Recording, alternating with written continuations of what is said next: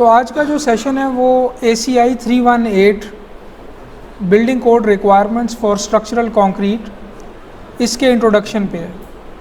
एक क्विक सा इंट्रोडक्शन इसका देख लेंगे। ये डॉक्यूमेंट का स्ट्रक्चर कैसा है, इसमें क्या क्या चीज़ें हैं और कहाँ कहाँ आपको क्या इन्फॉर्मेशन इसमें मिलेगी। तो ये हमारा प्राइमरी रेफरेंस होगा और सिर्फ इस कोर्स में ही नहीं, आप बाद में जब फील्ड में भी जाएंगे आगे तक आगे समझ लें कि जो लोग भी डिज़ाइन प्रैक्टिस में जाएंगे उनके लिए ये हमेशा से प्राइमरी रेफरेंस ही रहेगा। हमारी लोकल डिज़ाइन प्रैक्टिस को अगर देखें तो इसके हर 3 या 4 साल बाद नया वर्जन आता है, आपको पता है। अभी जो लेटेस्ट वर्जन है वो 318-19 है, ठीक है। और 318 असल में ACI की कमेटी का नंबर है। ACI ने, अमेरिकन कंक्रीट इंस्टीट्यूट ने हर इशू के ऊपर, कंक्रीट से रिलेटेड हर इशू के ऊपर कमेटी बनाई हुई है और वो कमेटी जो है वो बड़ी डिटेल्ड स्ट्रक्चर रखती है अपने अंदर भी। उसमें बहुत काबिल लोग होते हैं और जिन लोगों ने अपनी पूरी लाइफ इस कंक्रीट से रिलेटेड रिसर्च में लगाई होती है, वो लोग कंसेंसस के साथ जो लेटेस्ट रिसर्च है उसको कोडल प्रोविजंस में कन्वर्ट करते हैं और उसके बाद एक रिगरस रिव्यू के प्रोसेस से वो प्रोविजंस गुजरती हैं।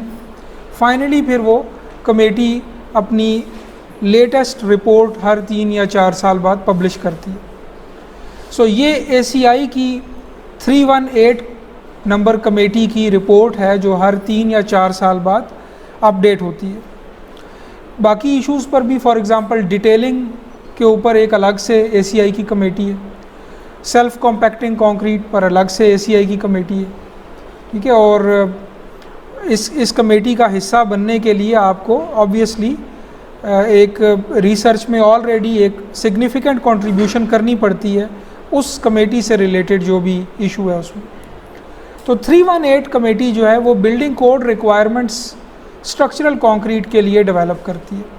कोड रिक्वायरमेंट्स का मतलब है कि जो भी सेक्शन की, क्रॉस सेक्शन के डिज़ाइन की इक्वेशंस हैं, स्ट्रेंथ कैसे कैलकुलेट की जाए, या बाकी जो डिज़ाइन रिलेटेड इश्यूज़ हैं, आप अभी डिटेल में देखेंगे कि इसका स्कोप क्या है, वो रिक्वायरमेंट सेट करती है।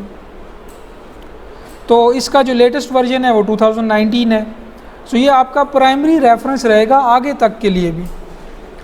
इसके नए वर्जन आते रहेंगे, अगला वर्जन भी आने वाला है अब और उसके बाद भी, लेकिन डॉक्यूमेंट का ओवरऑल स्ट्रक्चर ज़्यादातर चेंज नहीं होता और बहुत माइनर चेंजेस कुछ जगहों पे होती हैं अगले वर्जन्स में, बल्कि वो हाईलाइट किया जाता है वो एरिया जिसमें पिछले वर्जन से कोई तब्दीली होती है। ये जो फ़ाइल आपके सामने ओपन हुई हुई है, ये असल में 2 डॉक्यूमेंट्स हैं, एक ही फ़ाइल में कंडेंस किए गए हैं। एक तो जो ACI की अपनी रिपोर्ट है 318 कमेटी की रिपोर्ट, जो building code requirements for structural concrete ACI 318-19 कहलाती है, और दूसरा जो डॉक्यूमेंट है वो इसकी कमेंट्री है और वो इसी फाइल में parallel to the main code provisions 2 columns की शक्ल में ये डॉक्यूमेंट है। एक कॉलम कोड का चलेगा और जो दूसरा कॉलम है, राइट वाला कॉलम, वो उसकी कमेंट्री चलेगी, रियल उसके सामने आप देख सकेंगे। हर वो कोडल प्रोविजन जिसको कोई कमेंट्री की ज़रूरत है उसके आगे आपको उसकी एक्सप्लेनेशन मिल जाएगी, लेकिन वो कमेंट्री कोड की एक्चुअल प्रोविजन का दर्जा नहीं रखेगी, वो उसकी एक्सप्लेनेशन होगी, ठीक है। और चूंकि आपको पता है कि बिल्डिंग कोड्स में बेतहाशा एम्पिरिकल एक्सप्रेशंस होती हैं जो एक्सपेरिमेंट्स के बाद इक्वेशंस डेवलप की गई होती हैं जो गाइडलाइन का काम करती हैं, तो वो इक्वेशंस, एम्पिरिकल एक्सप्रेशंस जो हैं वो तो यूनिट डिपेंडेंट होती हैं, ठीक है। यानी उनके अंदर जो भी कोएफिशिएंट्स वगैरह हैं, कांस्टेंट्स हैं, वो डिपेंड करेंगे कि इनपुट किस यूनिट में डाली जाएगी और आउटपुट किस यूनिट में ली जाएगी। लिहाजा इस स्पेसिफिक वर्जन का जो यूनिट है वो ऑलरेडी उन्होंने टाइटल पे लिख दिया हुआ है, वो इंच पाउंड है, US कस्टमरी यूनिट्स हैं, ठीक है। आपको इसी का मीट्रिक यूनिट्स का वर्जन भी मिल जाएगा जिसमें सारा का सारा कोड हर प्रोविजन में जो भी फार्मूला हैं, जो भी प्रोविजंस हैं, रिक्वायरमेंट्स हैं, वो मीट्रिक यूनिट्स में होंगी, ठीक है, मिलीमीटर्स में या मीटर में, और फोर्स जो है वो न्यूटन में होगी। सो इसको अगर आप अब मैं इसको ये करता हूँ कि बस आपके सामने से ये डॉक्यूमेंट पूरा एक दफ़ा गुजार देता हूँ, और जो जो इसमें इम्पॉर्टेंट चीज़ आपको फर्दर मालूम होनी चाहिए वो मैं आपको दिखाता जाता हूँ। सो अगर आप देखें तो इस कमेटी के जो चेयर हैं वो एक बहुत रिनाउंड रिसर्चर हैं, जैक पी मेली। कंक्रीट रिसर्च में, साइज्मिक एनालिसिस में, परफॉर्मेंस बेस्ड डिज़ाइन में ये एक बहुत बड़ा नाम है। उसके बाद वोटिंग मेंबर्स हैं, बहुत से सब कमेटी मेंबर्स हैं। इसके अंदर ACI 318 के अंदर फर्दर सब कमेटीज़ होंगी, ठीक है, ड्यूरेबिलिटी पर अलग कमेटी होगी, बीम्स कॉलम्स की सेक्शनल स्ट्रेंथ पर अलग कमेटी होगी, वगैरह वगैरह। सो ये सब वो रिसर्चर्स हैं जो इस सब कमेटीज़ का हिस्सा हैं, और फिर बाकी भी लोग इनमें शामिल हैं। अब इसका एक जो बेसिक इंट्रोडक्शन है इस डॉक्यूमेंट का, वो ऑलरेडी इसमें अवेलेबल है इस डॉक्यूमेंट के स्टार्ट पे ही। ये तो उसका प्रेफेस है। इसके बाद ये इसके इंट्रोडक्शन में कुछ बड़ी बेसिक चीज़ें क्लियर की गई हैं कि ये इस डॉक्यूमेंट को यूज़ कैसे किया जाएगा और इसकी लीगल हैसियत क्या है। सबसे पहली बात तो ये है कि ये दो हिस्सों में है ये डॉक्यूमेंट। ये वाला जो कॉलम है ये कोड है, ये वाला कॉलम कमेंट्री है, ठीक है। उसके बाद एक चीज़ जो बहुत इम्पॉर्टेंट है, हर प्रोविजन को अंडरस्टैंड करने से पहले आपने ज़हन में रखनी है कि ये कोड मिनिमम रिक्वायरमेंट्स सेट करेगा आपके लिए। Material specification, design requirements minimum है, उससे ऊपर आप जा सकते हैं, ठीक है। सो ये वो कम से कम रिक्वायरमेंट सेट करेगा जो आपने लाजमी फॉलो करनी है। ये कोड नई बिल्डिंग्स के डिज़ाइन को भी गवर्न करेगा, लेकिन इसकी प्रोविजंस एग्जिस्टिंग बिल्डिंग्स की इवैल्यूएशन के लिए भी यूज़ होंगी। सो इसमें एक चैप्टर अलग से एग्जिस्टिंग बिल्डिंग्स की इवैल्यूएशन का भी है। ये कोड एज सच US से बाहर कोई लीगल हैसियत नहीं रखेगा अनलेस के कोई कंट्री इसको स्पेसिफिकली अपने बिल्डिंग कोड में मेंशन करे या इसकी कोई क्लॉज, इसकी कोई प्रोविजन कोट करे या रेफ़र करे, ठीक है। अदरवाइज़ ये एक गाइडलाइन का दर्जा है इसका, एक सूटेबल गाइडलाइन जो किसी कोड के ना होने की सूरत में फ़ॉलो की जा सकती है। लेकिन असल में ये होता है कि बहुत से कंट्रीज़ के बिल्डिंग कोड्स कंक्रीट के डिज़ाइन के लिए ACI की इस रिपोर्ट को रेफ़र करते हैं या इसके किसी चैप्टर को या इसके किसी सेक्शन को रेफ़र करते हैं।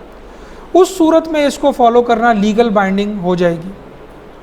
अभी जो पाकिस्तान का नया बिल्डिंग कोड कंपाइल किया गया है उसमें कंक्रीट डिज़ाइन के लिए ACI को एक्सटेंसिवली रेफ़र किया गया है, बिकॉज जिस कोड को मॉडल कोड रखा गया था पाकिस्तान का कोड बनाने के लिए, वो IBC था, वो ऑलरेडी ऐसा ही कर रहा था।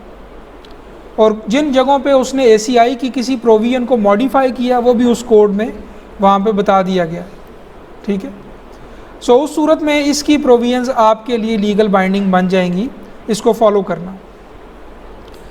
फिर एक इम्पॉर्टेंट बात इसमें एंड पे ये है कि ये किसी भी डिस्प्यूट रेजोल्यूशन के लिए ये डॉक्यूमेंट यूज़ नहीं हो सकता। यानी कॉन्ट्रैक्चुअल रिक्वायरमेंट्स अगर क्लाइंट और कंसल्टेंट में इशू है या कॉन्ट्रैक्टर में इशू है, सब कॉन्ट्रैक्टर्स के कोई इश्यूज़ हैं, तो ये कोड तो सिर्फ टेक्निकल एस्पेक्ट को हैंडल करेगा। जो कॉन्ट्रैक्ट स्पेसिफिकेशंस हैं या उनके मसले मसाइल हैं उनको ये कोड कवर नहीं करता, बल्कि उसके लिए ACI की एक अलग से कमेटी भी है, वो है 301। जैसे ये 318 है, इसी तरह 301 committee specifications for structural concrete के नाम से। तो इस कमेटी की रिपोर्ट में कुछ ऐसे डॉक्यूमेंट्स हैं जो कॉन्ट्रैक्चुअल डॉक्यूमेंट्स हैं, स्पेसिफिकेशन बेस्ड डॉक्यूमेंट्स हैं, जो इस किस्म के डिस्प्यूट्स को रिजॉल्व करने के लिए यूज़ हो सकते हैं। सो राइट हैंड साइड पे अब यही एक्सप्लेनेशन है इन्हीं बातों की। अब इसके कंटेंट्स पे आ जाते हैं। इसने कुछ इसके 10-12 पार्ट्स बनाए हैं। चैप्टर्स को पार्ट्स में डिवाइड किया गया है। हर पार्ट के अंदर एक से लेके कई 4-5 चैप्टर हो सकते हैं। कुछ ऐसे पार्ट्स हैं जिनमें एक ही चैप्टर है और कुछ ऐसे हैं जिनमें 5-6 चैप्टर्स हैं। असल में जो इसका पिछला वर्जन है 318-14, उसमें एक बड़ी मेजर चेंजेस की गई हैं इस डॉक्यूमेंट में। आपको पता है ये ACI 31802 भी था, 08 भी आप जानते हैं, 14 भी है, ठीक है, और उसके बाद 14 के बाद ये 19 आ गया। 14 में काफ़ी मेजर चेंजेस की गई हैं। आपको मैंने जो वन ड्राइव फोल्डर शेयर किया हुआ है उसमें ये पिछले वर्जन्स भी हैं। आप अगर सिर्फ एक सरसरी नज़र उस पर डालें तो आप देखेंगे कि 08 तक जो है वो डॉक्यूमेंट बड़ा एक जैसा रह रहा है। 14 में काफ़ी मेजर चेंजेस हैं, फॉर्मेटिंग में भी काफ़ी मेजर चेंजेस हैं, फिगर्स ऐड की गई हैं कमेंट्री वाली साइड पे किसी कोडल प्रोविजन को समझाने के लिए, और फिर 19 में वो सब रिटेन रखा गया बल्कि फ़र्दर उसको इम्प्रूव किया गया। तो अभी डॉक्यूमेंट काफ़ी इंटरेस्टिंग हो चुका हुआ है। पहले आप शुरू के डॉक्यूमेंट देखें तो वो बड़े उनकी लीगल किस्म की लैंग्वेज थी और वो बड़े बोरिंग लगते थे, बिकॉज कोई फिगर नहीं थी, बस ऐसे लगता था कोई रूल्स की लिस्ट है जो फॉलो करना है, ये स्पेसिंग इससे ज़्यादा नहीं हो सकती, ये इससे ज़्यादा नहीं हो सकती, फ़लाँ फार्मूले से ये कैलकुलेट होगा। लेकिन अभी तो ये समझाता भी है, जो कि ओरिजिनली कोड का मे बी इंटेंशन ना हो, लेकिन ये डॉक्यूमेंट बड़ा इंटरेस्टिंग अब हो चुका हुआ। तो उसी में एक तब्दीली ये थी कि चैप्टर्स को पार्ट्स में डिवाइड किया गया। सो पार्ट 1 है जनरल इंट्रोडक्शन। सो ये आपकी बेसिक्स क्लियर करेगा। सबसे पहले तो ये बताएगा कि ये कोड एप्लीकेबल कहाँ पे है जनरल वाले चैप्टर में, और कुछ बेसिक टर्मिनोलॉजी जो बार बार आएगी, बिल्डिंग ऑफिशियल क्या हो सकते हैं, इंटरप्रेट इसको कैसे करना है, किन बिल्डिंग्स पे लग सकता है, किन बिल्डिंग्स पे नहीं लग सकता, वो चीज़ें चैप्टर 1 में क्लियर होंगी। सो ये एक बड़ा मुख्तसर सा चैप्टर है, सिर्फ बेसिक बातें बताएगा। चैप्टर 2 नोटेशन एंड टर्मिनोलॉजी है। ये काफ़ी डिटेल्ड लिस्ट है उन नोटेशंस की जो पूरे कोड में इस्तेमाल होंगी। तो एक ही दफ़ा उन्होंने उसकी लिस्ट एक चैप्टर की सूरत में दे दी है।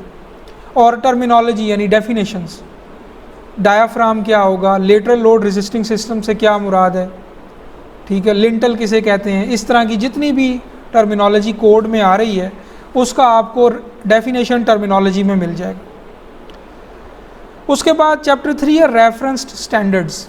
ये कोड चूँकि बिल्डिंग्स और बाज़ दफ़ा नॉन बिल्डिंग स्ट्रक्चर्स को भी कवर करता है।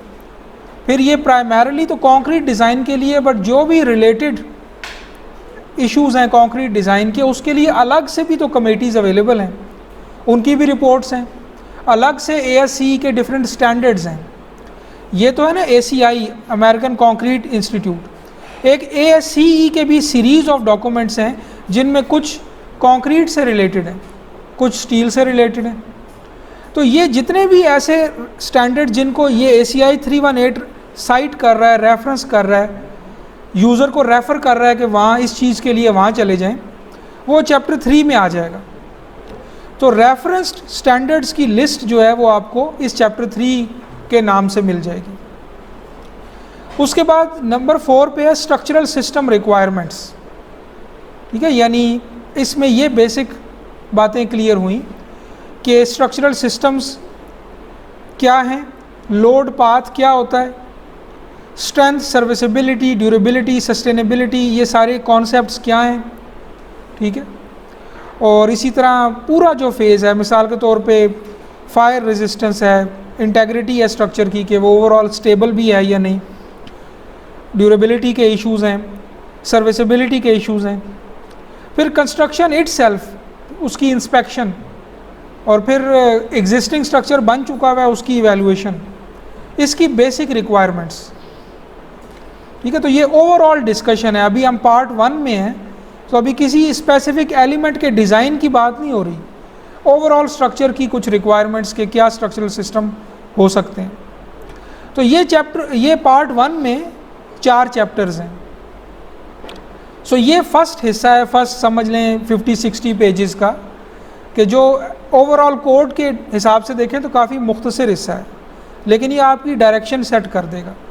तो आई वुड रिकमेंड कि अगले पार्ट्स में तो आप वहाँ पे जाएंगे ना जहाँ पे आपको एग्जैक्टली ज़रूरत है अपने प्रोविजन की, लेकिन पहला पार्ट आप लाजमी पूरा गो थ्रू करें, ठीक है। अच्छा, इसमें भी कुछ ऐसी डिस्कशंस होंगी जो हमारे लोकल सिनारियों में एप्लीकेबल नहीं होंगी। हमारे बिल्डिंग ऑफिशियल्स डिफरेंट हैं, हमारी authority having jurisdiction AHJ different है, ये बार बार वर्ड आएगा ACI में भी, ASC 7 में भी, ठीक है। सो हमारे केस में ये अथॉरिटीज़ डिफरेंट हैं। सो ऑल्दो कि हम इनको समहाउ मैप कर सकते हैं अपने सिस्टम में, लेकिन आपको कुछ चीज़ें ऐसी लगेंगी जो हमारे यहाँ ना प्रैक्टिस होती हैं, ना उनकी कोई क्लैरिटी अवेलेबल है यहाँ पे कि यहाँ पे ये चीज़ कैसे हो पाएगी। पार्ट 2 जो है वो लोड्स एंड एनालिसिस है, यानी अभी डिज़ाइन पे नहीं गए। बिल्डिंग कोड का एक मकसद ये भी तो होता है ना कि वो हमें डिज़ाइन लोड प्रोवाइड करता है, डिज़ाइन लोड कॉम्बिनेशंस प्रोवाइड करता है, यानी ये गाइड करता है कि डिफरेंट लोड्स के रिजल्ट्स को किन फैक्टर्स के साथ कंबाइन किया जा सकता है डिज़ाइन पर्पस के लिए। तो ये 2 चैप्टर्स पर मुश्तमिल एक पार्ट है, एक लोड से रिलेटेड है, ठीक है। इसमें कॉम्बिनेशंस होंगे, लोड्स पहले तो डिफ़ाइन होंगे कि ये लोड लाजमी कंसिडर करने हैं, फिर उनको किस किस तरह कंबाइन करना है, और उसके बाद फिर एनालिसिस से रिलेटेड कुछ टॉपिक्स हैं, स्पेसिफिक टॉपिक्स जो इस चैप्टर में कवर हुए हैं। ऑल्दो इस डॉक्यूमेंट का अपना टॉपिक एनालिसिस नहीं है, ठीक है, ये डिज़ाइन का डॉक्यूमेंट है, लेकिन कुछ ऐसे एनालिसिस के कॉन्सेप्ट हैं जो डिज़ाइन के दौरान इस्तेमाल हो जाते हैं। फॉर एग्ज़ाम्पल जैसे कि लॉन्ग कॉलम के डिज़ाइन में आप कुछ करते हैं, फॉर एग्ज़ाम्पल मोमेंट मैग्नीफिकेशन है या ज्योमेट्रिक नॉन लीनियरिटी है, सेकंड ऑर्डर एनालिसिस है। सेकंड ऑर्डर एनालिसिस का मतलब है कि जो ज्योमेट्रिक नॉन लीनियरिटी के इफ़ेक्ट्स हैं, P डेल्टा के इफ़ेक्ट्स हैं, वो भी कंसिडर किए जाएं।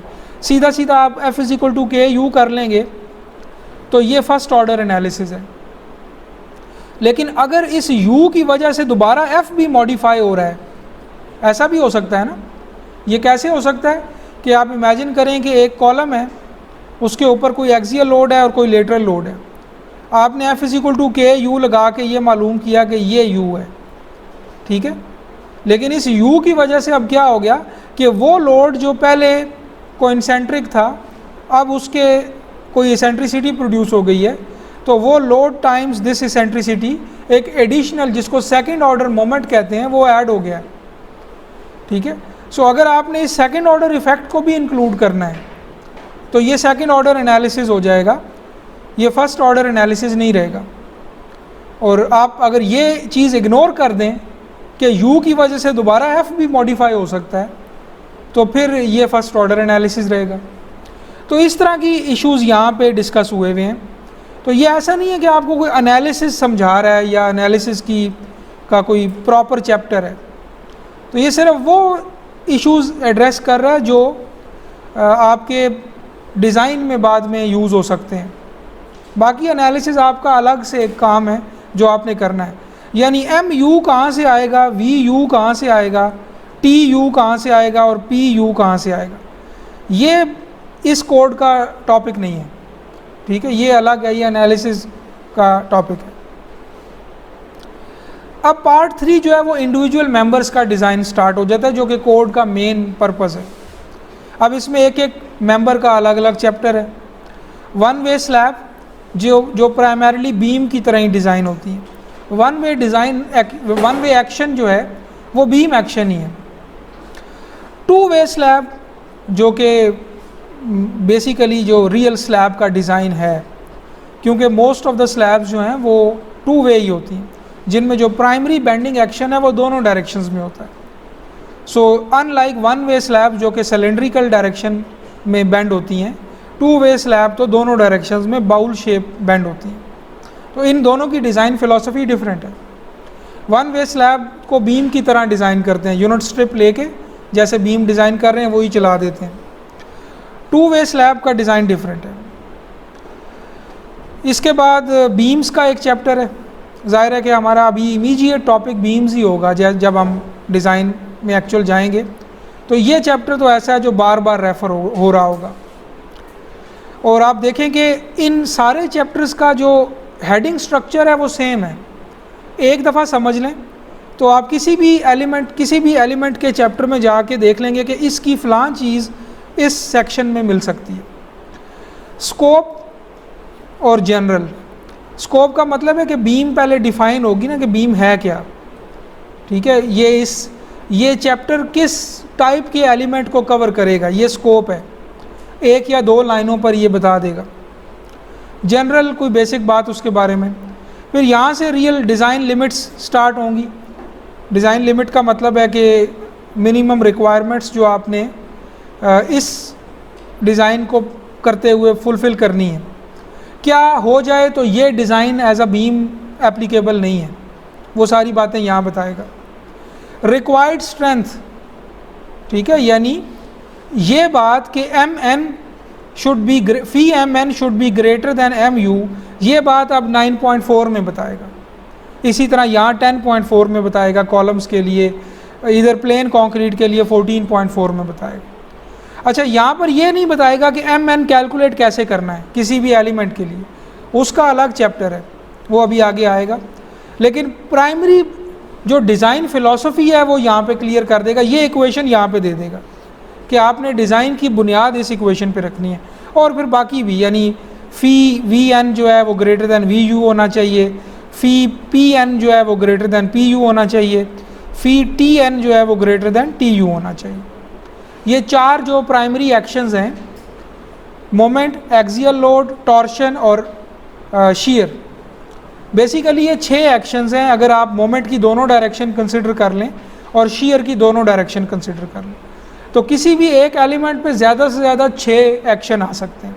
6 एक्शंस के लिए उसको मैक्सिमम डिज़ाइन किया जा सकता है। तो ये 4 इक्वेशंस वो इधर बताएगा। फिर उसके बाद design strength, reinforcement limits, upper limit, lower limit आपने अक्सर देखा होगा, बीम में ये है, कॉलम में ये है, वो यहाँ रीइंफोर्समेंट लिमिट्स में आ जाएगा। डिटेलिंग की कुछ बातें, फ़लाँ स्पेसिंग इससे ज़्यादा नहीं हो सकती, इससे कम नहीं हो सकती, ये बातें इस 9.7 में आएगा। और उसके बाद कुछ स्पेशल अगर टाइप की बीम है उसका कुछ स्पेसिफिक आ जाएगा। डीप बीम्स हैं उनकी डिटेल आ जाएगी। कॉलम का भी स्ट्रक्चर इसी तरह का है, वॉल्स का भी स्ट्रक्चर इसी तरह का है, ठीक है।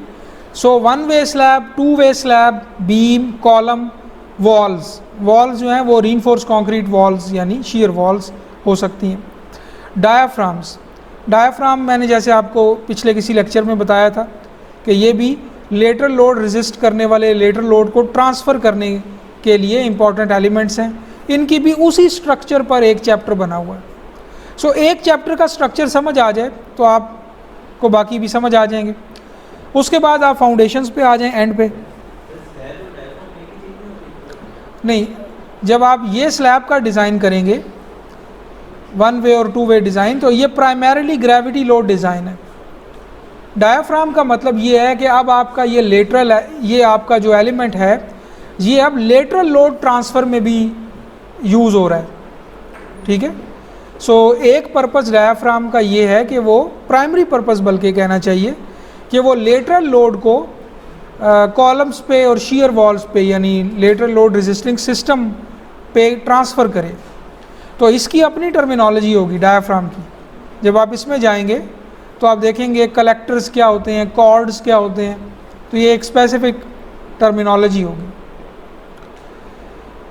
फाउंडेशंस, और उसमें शैलो डीप दोनों हैं, और एंड पे प्लेन कंक्रीट। और इसकी बड़ी स्ट्रिक्ट रिक्वायरमेंट्स हैं। आप देखेंगे कि आप इसको हर जगह यूज़ नहीं कर सकते, ये आपको स्पेसिफिकली बताएगा कि प्लेन कंक्रीट कहाँ कहाँ पे यूज़ हो सकता है। सो ये चैप्टर्स जो हैं ये कितने बन जाते हैं, चैप्टर नंबर 7 से लेके 14 तक, ये सारे डिज़ाइन के प्राइमरी चैप्टर्स हैं, ठीक है। उसके बाद ये तो हो गए इंडिविजुअल कंपोनेंट्स। पार्ट 4 जो है वो इनके दरमियान कनेक्शंस पर मुश्तमिल है। इसमें beam column, slab column joints का अलग चैप्टर है, इनकी डिटेलिंग कैसे की जाए, ठीक है। ये देखें डिटेलिंग ऑफ जॉइंट्स। फिर इनका स्ट्रेंथ रिक्वायरमेंट्स। देखिए आप आम तौर पे जॉइंट को अलग से कोई एलिमेंट नहीं मानते, बीम को डिज़ाइन किया, कॉलम को किया और बस ये एज्यूम करते हैं कि ये कनेक्ट हो जाएंगे, ऐसा नहीं है। साइज़मिक डिज़ाइन के केस में ये कनेक्शंस कई दफ़ा वीकेस्ट लिंक साबित हो सकते हैं आपके स्ट्रक्चर में। कई दफ़ा ऐसा हो सकता है कि इंडिविजुअल कॉलम फेल ना हो, बीम फेल ना हो और ये जॉइंट फेल हो जाए। उस सूरत में आपका वो सारी एफर्ट, सारा डिज़ाइन फेल हो जाएगा, जो आपका मटेरियल यूज़ ही नहीं होगा, समझ लें आपका कनेक्शन ही फेल हो जाएगा। तो जॉइंट्स की भी स्ट्रेंथ रिक्वायरमेंट्स हैं, इनकी डिटेलिंग की भी टेक्निक्स हैं जो आपको यहाँ बताई जाएंगी। कनेक्शन बिटवीन मेंबर्स, इसमें कुछ टॉपिक एड्रेस हुए हुए हैं। एंकरिंग टू कंक्रीट, ठीक है, ये भी एक इससे रिलेटेड टॉपिक है। कंक्रीट को कैसे एंकर किया जाए, क्या लेंथ्स होनी चाहिए, वगैरह वगैरह। उसके बाद पार्ट 5 है जो अर्थक्वेक रेजिस्टेंट डिज़ाइन से मुतल्लक है, और इसमें एक ही चैप्टर है, अर्थक्वेक रेजिस्टेंट स्ट्रक्चर्स, क्योंकि प्राइमरीली ये तो ओवरऑल स्ट्रक्चरल डिज़ाइन का कोड है ना, उसमें किसी ख़ास लोडिंग से वो फोकस उस तरह से नहीं कर रहा। बट अर्थक्वेक के लिए एक स्पेशल चैप्टर रखा गया और उसमें बहुत से ऐसे टॉपिक्स कवर किए गए हैं और ये स्ट्रक्चरल सिस्टम के हिसाब से कवर किए गए हैं। मिसाल के तौर पे ऑर्डिनरी मोमेंट फ्रेम्स जो हैं ये कैसे डिज़ाइन किए जाएं, इनकी डिज़ाइन रिक्वायरमेंट्स क्या है।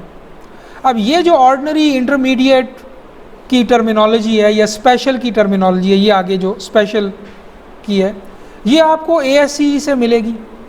ASCE 7 चेक कर लें या IBC चेक कर लें, उस जो कि कुछ कोड जो स्पेसिफिकली साइज़मिक डिज़ाइन के कोड्स हैं उनमें ये टर्मिनोलॉजी मिलेगी। तो ACI भी अपनी कंक्रीट स्ट्रक्चर्स के हिसाब से कुछ रिक्वायरमेंट्स रख रहा है। मटेरियल्स एंड ड्यूरेबिलिटी का एक पार्ट है जिसके अंदर ज़्यादातर इंडिविजुअल मटेरियल्स की स्पेसिफिकेशंस हैं।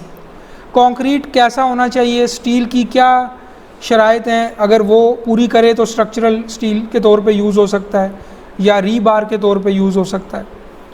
तो कंक्रीट की durability requirements, steel rebars requirements, ये बड़ा इंपॉर्टेंट चैप्टर है।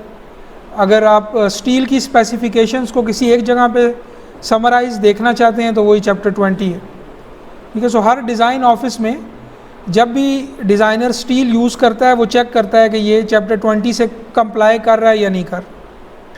और जो स्टील मैन्युफैक्चरिंग बनाने वाले लोग हैं ज़ाहिर है वो भी इस चैप्टर में होने वाली किसी तब्दीली को बड़ा बारीकी से देखेंगे, बिकॉज ये डायरेक्टली उनके काम से रिलेटेड चैप्टर है। चैप्टर 22 आपको ये बताएगा कि क्रॉस सेक्शन की स्ट्रेंथ कैसे कैलकुलेट की जाए, MN कैसे कैलकुलेट किया जाए, फ्लेक्सुरल स्ट्रेंथ MN, जो कि मैंने जैसे बताया था कि बीम के चैप्टर में तो MN का बेसिक फ़िलासफ़ी आ गई ना, लेकिन वो MN सिर्फ बीम में तो यूज़ नहीं होता, वो तो कॉलम की भी फ्लेक्सुरल स्ट्रेंथ हो सकती है, किसी और भी एलिमेंट की हो सकती है। तो उन्होंने क्रॉस सेक्शनल स्ट्रेंथ चाहे बीम है चाहे कॉलम है उसका अलग चैप्टर बना दिया कि MN किसी भी क्रॉस सेक्शन की इस तरीके से कैलकुलेट होगी। फिर ये तो MN का मतलब है सिर्फ बीम का केस है, axial strength and combined axial flexural strength, यानी कॉलम का जो केस बनता है जिसमें एक्सियल लोड भी होता है और फ्लेक्सुरल भी होता है। सो PN MN का पेयर पूरा, ठीक है, या PM interaction diagram. One way shear strength यानी VN, two way shear strength, ठीक है, जो पंचिंग शीयर्स के अगेंस्ट स्ट्रेंथ है। टॉर्शनल स्ट्रेंथ TN, बियरिंग और शीयर फ्रिक्शन। तो कोई भी क्रॉस सेक्शन आपको गिवन और इन्फोर्समेंट गिवन है, FC prime FY dimensions given है, तो उसकी स्ट्रेंथ किसी भी तरह की कैसे कैलकुलेट होगी वो आपको चैप्टर 22 बताएगा। फिर एक अल्टरनेट डिज़ाइन फ़िलासफ़ी होती थी, किसी दौर में बड़ी फेमस थी और आज भी कुछ एलिमेंट्स के लिए यूज़ होती है, जिसको कहते हैं स्ट्रट एंड टाई मेथड। इसका बेसिक एक तो पहली चीज़ ये समझ लें कि ये क्लासिकल फ्लेक्सुरल थ्योरी के पैरेलल में एक डिज़ाइन फ़िलासफ़ी है और ये ज़्यादा यूनिफाइड है, यानी ये एक ऐसा मेथड है जिससे आप बैक वक्त एक ही आइडिया को इस्तेमाल करते हुए बीम को भी डिज़ाइन कर सकते हैं, कॉलम को भी और फुटिंग को भी, कॉलम कॉर्बल्स को भी और किसी भी और एलिमेंट को। और स्पेशली वो एलिमेंट्स जो कि क्लासिकल फ्लेक्सुरल थ्योरी जिन पर एप्लीकेबल नहीं है। फॉर एग्जांपल अगर आपको मैं कहूँ कि पाइल कैप डिज़ाइन करें, ठीक है, एक तो उसकी कैलकुलेशंस वगैरह होंगी ना, प्राइमरी डिज़ाइन इक्वेशन तो वही होंगी, M U should be greater than M N should be greater than M U और बाकी जो मैंने लिखी हैं। लेकिन उस पाइल कैप को आप एक प्राइमरी थ्योरी चाहिए ना आपको कि उसका जो एम एन है फॉर एग्जांपल वो कैसे आएगा। वो पाइल कैप को बीम मान के चलेंगे, कॉलम मान के चलेंगे, क्या करेंगे, या स्लैब की तरह ट्रीट करेंगे उसको। अब पाइल कैप फॉर एग्जांपल एक ऐसा एलिमेंट है जिसकी तीनों ही डायमेंशंस ऑलमोस्ट मतलब कंपेरेबल होती हैं। वो एक क्यूब टाइप चीज़ है, ये एक रेक्टेंगुलर बॉक्स टाइप चीज़ होगा, ना वो बीम की तरह बेंड होगा, ना वो कॉलम की तरह है कि वो एक लॉन्गिट्यूडनल एक्सिस हो उसका, ना वो स्लैब है क्योंकि वो इतनी थिक तो कोई स्लैब नहीं हो सकती कि जिसकी मतलब ऑलमोस्ट तीनों डायमेंशंस ही कंपेरेबल हों। तो अब आपको एक अल्टरनेट डिज़ाइन फ़िलासफ़ी चाहिए ना जो इस तरह के एलिमेंट्स को डिज़ाइन कर सके। बीम के लिए आपको पता है कि वो फ्लेक्सुरल थ्योरी आप करेंगे, स्ट्रेन प्रोफाइल, वो सारा प्रोसेस, उससे एम एन आ जाएगा, एम यू आपके पास एफ ई एम से आ जाएगा। तो आप ऐसा ए एस सेट कर लेंगे जो इनको बैलेंस करता है, ये डिज़ाइन हो गया। कॉलम के केस में भी यूँ ही है कि कॉलम का एक एम एन और पी एन होगा, यानी वो मैक्सिमम कैरिंग कैपेसिटी आप कैलकुलेट कर सकते हैं कॉलम की डायमेंशंस वगैरह से। तो इस केस में क्या करेंगे, इसी तरह कॉलम कॉर्बेल है, यानी कॉलम को अगर साइड व्यू से देखें तो इस तरह का है, लेट से ये एक मतलब यूँ समझ लें इस तरह की एक चीज़ है कि जिसके ऊपर बीम रेस्ट कर रही है ऐसे। अब ये जो पार्ट है जो कॉलम कॉर्बेल है, या for example very deep beam है, कोई इतनी डीप बीम है कि वो आपको नज़र ही आ रहा है कि वो उसकी shear span to depth ratio बहुत कम है। फॉर एग्जांपल आपको पता चल रहा है कि इसका प्राइमरी एक्शन उस तरह से फ्लेक्सुरल बेंडिंग नहीं है। इस सारे टाइप के एलिमेंट्स को, पाइल कैप्स को फॉर एग्जांपल, या कोई बड़ी थिक फुटिंग है, इनको डिज़ाइन करने की एक अल्टरनेट फ़िलासफ़ी अवेलेबल है और उसको कहते हैं स्ट्रट एंड टाई मेथड, ठीक है। और इसमें आप क्लासिकल फ्लेक्सुरल थ्योरी या कोई कॉलम की थ्योरी यूज़ नहीं करते। इसका कॉन्सेप्ट बड़ा सिंपल है, और सिंपल ये है कि आप उस एलिमेंट के अंदर एक हिडन ट्रस एज्यूम करें, और वो ट्रस जो है उसके दो टाइप के एलिमेंट हों, एक कहलाए स्ट्रट, एक कहलाए टाई। वो एलिमेंट जो कंप्रेशन में है वो स्ट्रट कहलाएंगे, जो एलिमेंट टेंशन में है वो टाई कहलाएंगे। फॉर एग्जांपल मैं आपको एक एग्जांपल देता हूँ।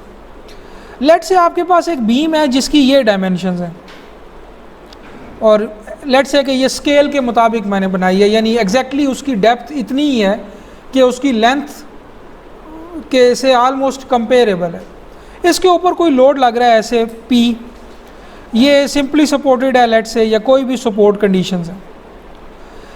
एक चीज़ तो तय है कि अब ये क्लासिकल फ्लेक्सुरल थ्योरी से डिज़ाइन नहीं होगी, ठीक है, क्योंकि प्लेन सेक्शन रिमेन प्लेन इसमें नज़र आ रहा है कि सेटिस्फाई नहीं कर सकता। ये इतनी डीप है कि इसकी स्ट्रेन प्रोफाइल ही नॉन लीनियर हो जाएगी, ठीक है।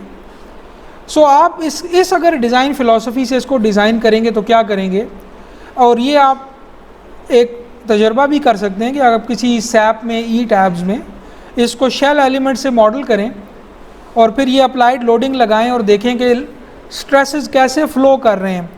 स्ट्रेसेस जो हैं वो जो पी की वजह से डेवलप होंगे इस स्टार्टिंग पॉइंट पे, वो कैसे सपोर्ट्स की तरफ ट्रांसफ़र हो रहे हैं, सपोर्ट्स पे जा रहे हैं।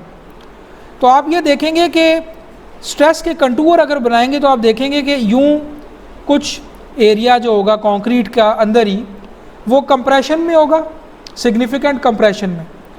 कुछ एरिया कंक्रीट का दूसरी साइड पे इस तरह कंप्रेशन में होगा। उस एरिया को मैं ये जस्ट मार्क कर रहा हूँ इन लाइंस के साथ। तो ये एक पार्ट है कंक्रीट का इस तरह जो मैंने सर्कल कर दिया, जो कंप्रेशन में होगा, हाई कंप्रेशन में। ये पार्ट है जो हाई कंप्रेशन में होगा डायगोनल में, और ये जो पार्ट है बॉटम के ऊपर ये वाला, ये टेंशन में होगा। जो आप स्ट्रेसेस जब चेक करेंगे तो ये आपको एक्सपीरियंस होगा या ऑब्जर्वेशन होगी। इसका मतलब ये है कि अगर एलिमेंट लेवल पे आप जाके, यानी पार्टिकल लेवल पे जाके देखें ना, तो कोई भी लोड एक्सियल कंप्रेशन या टेंशन की शक्ल में ट्रांसफ़र हो रहा होता है आगे। इसकी ज्योमेट्री इस तरह है कि ये इसका प्राइमरी बेंडिंग एक्शन नहीं होगा, बल्कि ये इसके अंदर एक हिडन, कंक्रीट के अंदर एक हिडन पार्ट ऐसा बन जाएगा जो डायरेक्टली एक्सियल कंप्रेशन ले रहा होगा, एक तरफ से भी डायगोनल, दूसरी तरफ से भी डायगोनल। और बॉटम के ऊपर एक हॉरिजॉन्टल पार्ट ऐसा होगा इस सी एलिमेंट का जो एक्सियल टेंशन में होगा।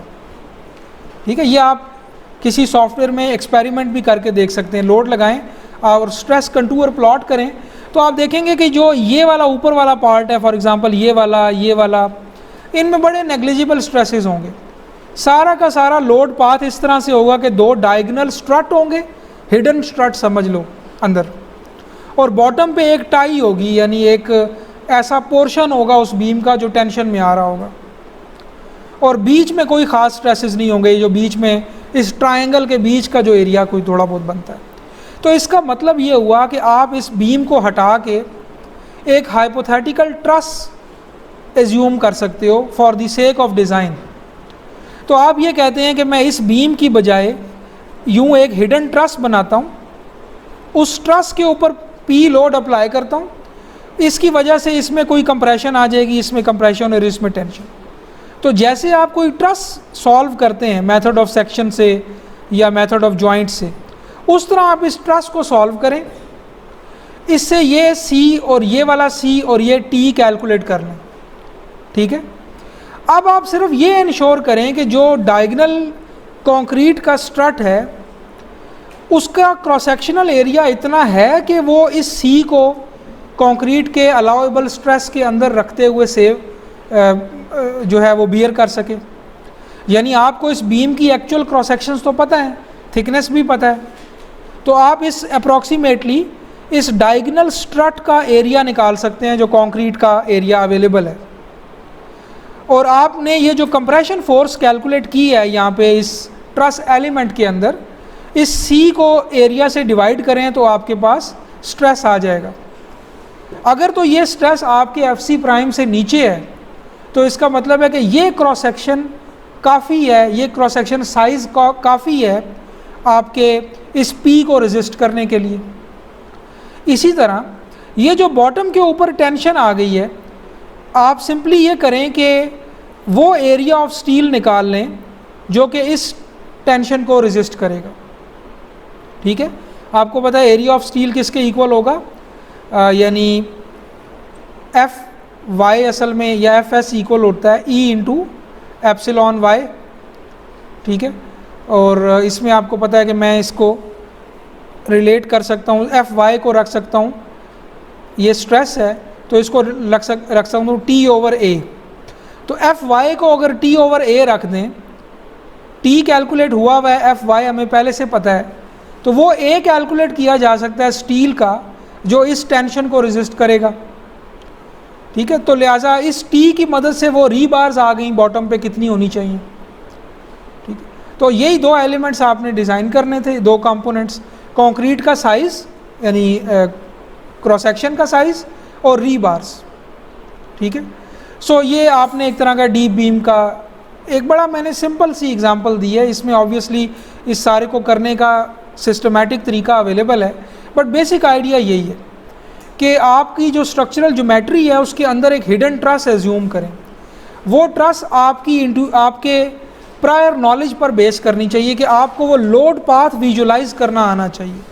तो इसकी ये रिक्वायरमेंट है, आप खुद से कोई ट्रस ऐसे ही नहीं ले सकते, आपको लोड पाथ विजुलाइज करना आना चाहिए कि देखें यूँ इस पर लोड आ रहा है तो ये इस तरह ट्रांसफ़र होगा। आप उस ज्योमेट्री का एक ट्रस बना लेंगे, हाइपोथेटिकल ट्रस। ठीक है, सो इस अप्रोच को कहते हैं strut and tie approach. Sir ये जो रीबार है उसे टाई कहेंगे जो जी, टाई असल में उस हाइपोथेटिकल ट्रस का वो एलिमेंट है जिसमें टेंशन आ रही है। ठीक है, सो स्ट्रट एंड टाई मेथड। अब इसमें आप डिफरेंट तरह से, अगर लेट से कॉलम कॉर्बल है उसकी ट्रस डिफरेंट होगी, उसकी हिडन ट्रस डिफरेंट होगी। फॉर एग्जांपल अगर ये कॉलम कॉर्बल मैं बनाता हूँ, लेट से ऐसे, लेट से ये कॉलम कॉर्बल है, इसके ऊपर बीम रेस्ट कर रही है, यानी दूसरे मानों में यूँ लोड आना है पी, तो जो इसकी ट्रस होगी वो यूँ होगी ऐसे। सॉरी, इसको अगर मैं, इसकी जो ट्रस बनेगी वो यूँ बनेगी कि एक एलिमेंट ऐसे होगा, फिर ऐसे होगा, और एक एलिमेंट ऐसे होगा। तो ये डायगोनल एलिमेंट जो है ये कंप्रेशन में होगा, ये जो टॉप है ये टेंशन में होगा। आप खुद सोच सकते हैं ना कि अगर इस तरह की ट्रायंगुलर ट्रस हो या कॉर्बेल हो, उस पर लोड ऐसे लग रहा है, ठीक है। सो जिधर भी कंप्रेशन वाला एलिमेंट होगा उसकी कंप्रेशन कैलकुलेट करके ये देखा जाएगा कि ये कंप्रेशन को रेजिस्ट करने के लिए एरिया अवेलेबल है या नहीं कंक्रीट का। यानी स्ट्रट हमेशा कंक्रीट का हुआ करेगा, टाई जो है वो स्टील की एज्यूम की जाएगी। सो आपके पास इसकी टॉप, ये जो टॉप एलिमेंट है अगर ये टेंशन में है ये वाला, तो इसकी रीबार्स आ जाएंगी जो भी आपने कैलकुलेट करना। फिर अगर आपकी बीम, ये तो मैंने बहुत ही ऐसी बना दी जो कि बहुत ही डीप थी, आप यूँ ऐसी ट्रस भी अगर यूँ लोड लग रहा है ये भी और ये भी, तो आप जो हिडन ट्रस एज्यूम करेंगे वो इस तरह की करेंगे। उसमें ये वर्टिकल एलिमेंट्स भी होंगे, बॉटम पे एक लंबी कॉर्ड होगी, ठीक है, और ये टॉप कॉर्ड भी होगी, टॉप भी एलिमेंट होगा, ठीक है। सो आपने अपने एक्सपीरियंस से ये विजुलाइज करना है पहले कि हिडन ट्रस कैसी होगी इसकी। वो अगर आप विजुलाइज सही कर लेते हैं तो आगे आप उसको अलग से निकाल के एनालाइज करेंगे। तो दूसरे मानों में आपने एक ये अप्रॉक्सीमेशन की कि इस किस्म के एलिमेंट्स में इनको बेसिकली इन रीजन्स को या इन एलिमेंट्स को डी रीजन्स बोलते हैं। डी रीजन का मतलब यह है कि किसी भी रीइंफोर्स्ड कंक्रीट कंपोनेंट के अंदर वो हिस्सा जिस पर क्लासिकल फ्लेक्सुरल थ्योरी एप्लीकेबल नहीं है, कोई ना कोई इजम्पशन उसकी दुरुस्त नहीं है, और जो जिसके ऊपर एप्लीकेबल होती है उसको बी रीजन बोलते हैं। बी रीजन, आई थिंक ये बी शायद बर्नौली से है, because Euler Bernoulli beam theory classical beam theory है। सो बी रीजन वो हिस्सा है किसी भी कंपोनेंट का जिसके लिए well defined flexural theory applicable है। फॉर एग्जांपल अगर मैं आपको एक बीम ड्रॉ करूं ऐसे, और इस बीम में या इधर करके लेट्स एक होल है, ठीक है, तो ये होल और उसके इर्द गिर्द का थोड़ा सा जो एरिया, ये वाला एरिया जो मैंने सर्कल में कर दिया, अब ये डी रीजन बन गया। इसमें डिसकॉन्टिन्यूटी आ गई है, तो वो स्ट्रेन प्रोफाइल और वो सारी मैकेनिक्स जो बाकी बीम के लिए एप्लीकेबल थी अब वो इतने रीजन के लिए एप्लीकेबल नहीं है, ठीक है। सो बाकी हिस्सा तो बी रीजन है, और ये जो मैंने सर्कल कर दिया ये डी रीजन है, डी फॉर डिस्टर्ब्ड, ठीक है, ये डिस्टर्ब्ड रीजन है। सो डी रीजन्स के डिज़ाइन के लिए ये strut and tie method use होता है। तो कभी तो ये कोड के मेन डिज़ाइन फ़िलॉसफी में शामिल था, कभी इसका बड़ा यूज़ था, बट FEM के आने के बाद फिर उसके बाद जो बाकी डेवलपमेंट्स हैं उसके बाद अब ये एक अल्टरनेट डिज़ाइन फ़िलॉसफी के तौर पे रह गया। सो ये एक चैप्टर में इसको कवर किया गया। कुछ अरसे पुराने वर्जन्स में ये अपेंडिक्स में रहा है ये स्ट्रट एंड टाई मेथड, लेकिन अभी ये दोबारा चैप्टर 23 की सूरत में मेन कोड के अंदर आ गया। तो ये यूँ समझ लें कि बिल्कुल एक बाकी कोड से आपको एक डिफरेंट अप्रोच देगा ये चैप्टर डिज़ाइन की।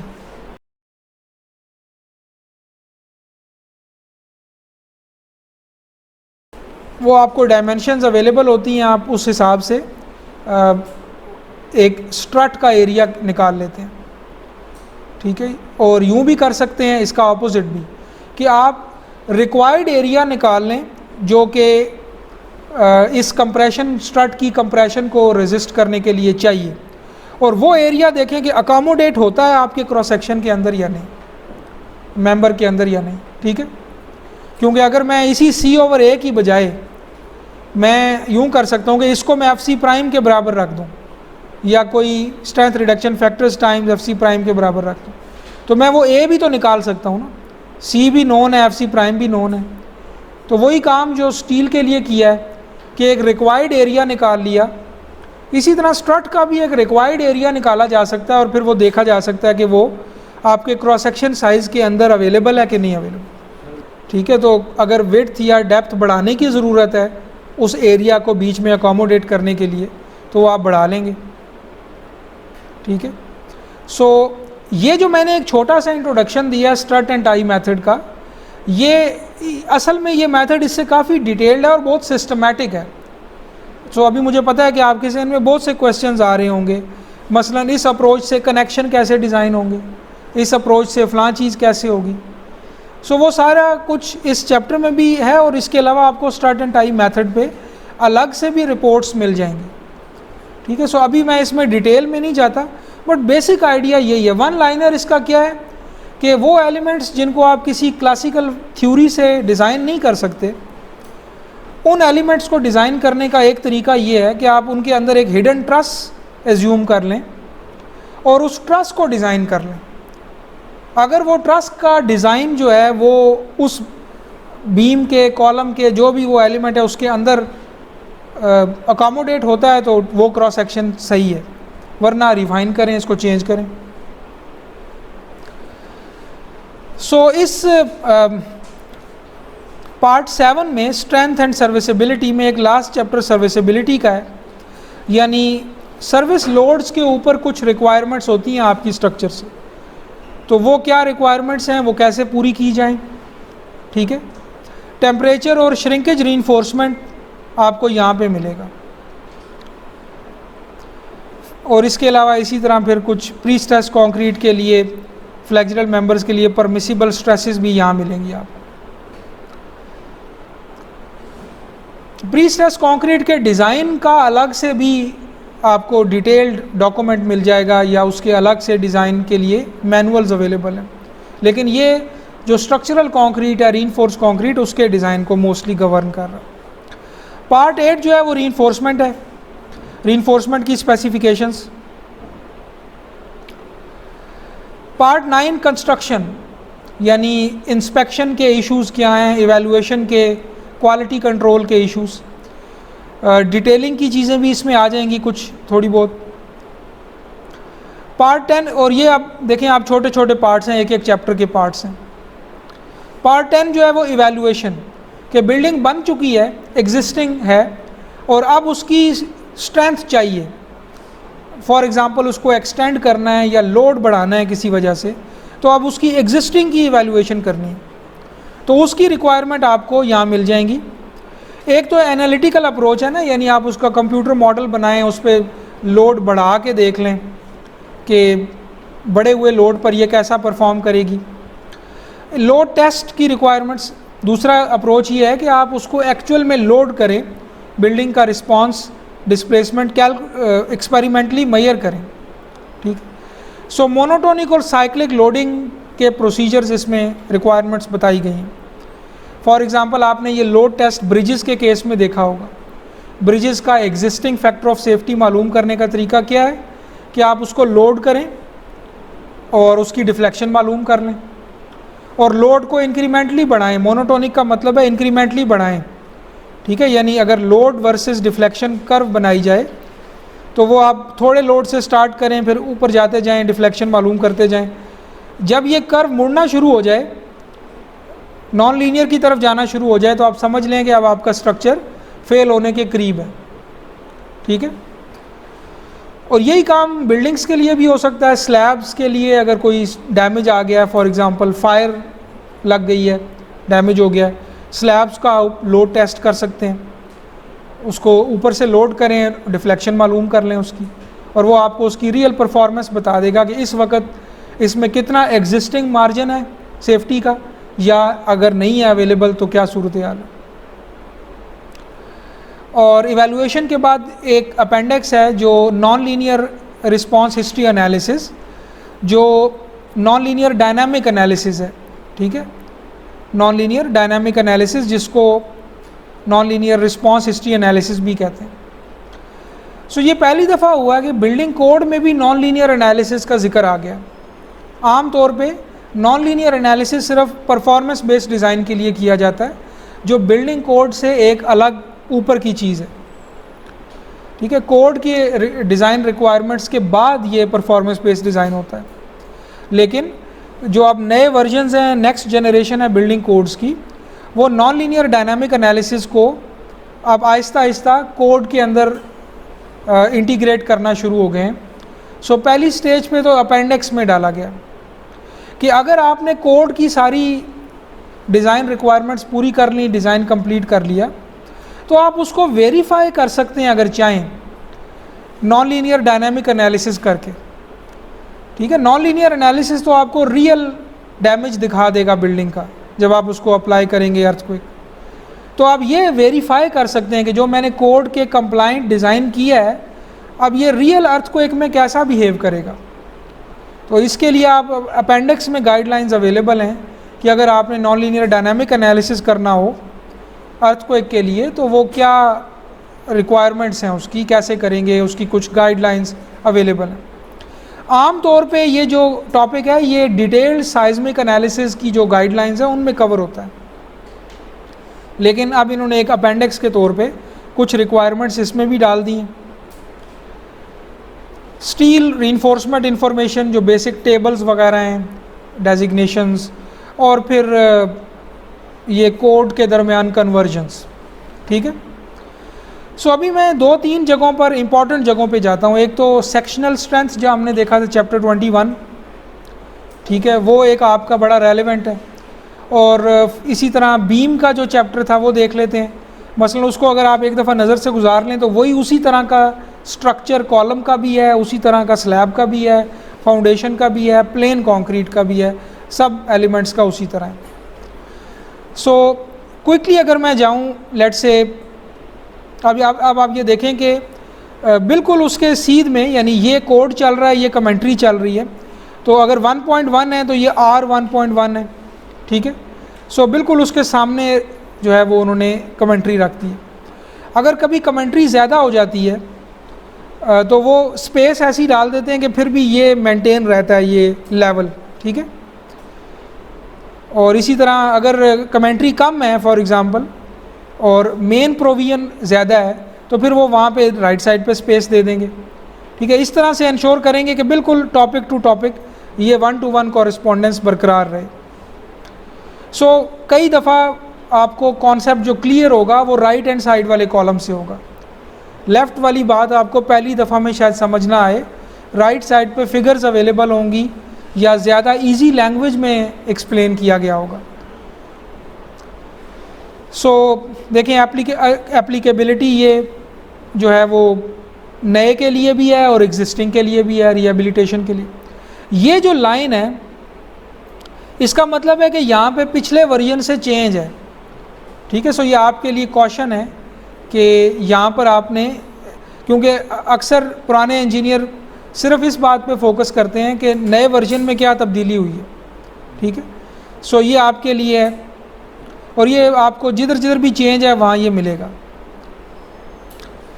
सो कुछ स्पेसिफिक चीज़ें जिन पर ये कोड एप्लीकेबल नहीं है वो भी मेंशन कर दी गई हैं चैप्टर 1 में ही।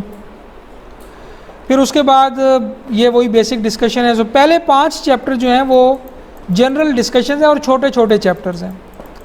ये वो चैप्टर 2 है जिसमें नोटेशन है। ठीक है, सो हर चैप्टर की अपनी नोटेशन नहीं है।